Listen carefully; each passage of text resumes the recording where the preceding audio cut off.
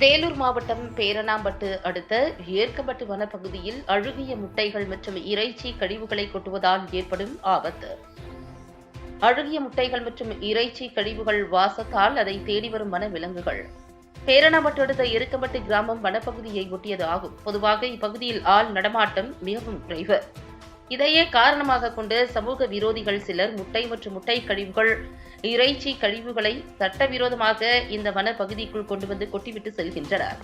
இதனால் கிராமத்தை ஒட்டியுள்ள வனப்பகுதி மற்றும் கிராம பகுதியில் கடுமையான துர்நாற்றம் வீசுவதுடன் இறைச்சி மற்றும் முட்டை வாசனையால் அதை தேடி வரும் சிறுத்தை மற்றும் வனவிலங்குகள் சில நேரங்களில் கிராமத்தின் உள்ளே வருவதற்கு அதிக வாய்ப்பு ஏற்பட்டுள்ளது.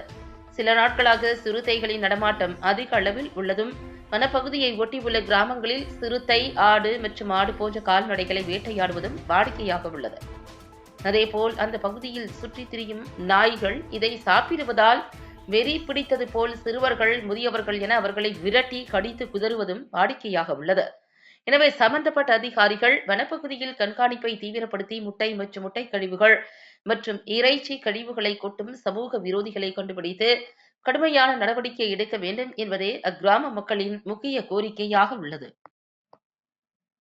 நான் எருக்கம்பட்டில் வசிக்கிறேன். என் பேர் சுனில்குமார். இங்கே ரொம்ப அராஜகம் பண்ணுறாங்க சார். முட்டைங்க எப்போ பார்த்தாலும் கொட்டிட்டு போயிடுறாங்க. அது வாத்து முட்டை தெரில, கோழி முட்டைன்னு தெரில, அதில் புழுகு எல்லாமே இருக்குது. இதனால் இங்கே நாங்கள் மாடுலாம் ஓட்டின்னு வரோம். இந்த மாட்டுக்கு வரைய மாட்டேன். ரொம்ப பாதிப்பாக இருக்குது இந்த பக்கம்.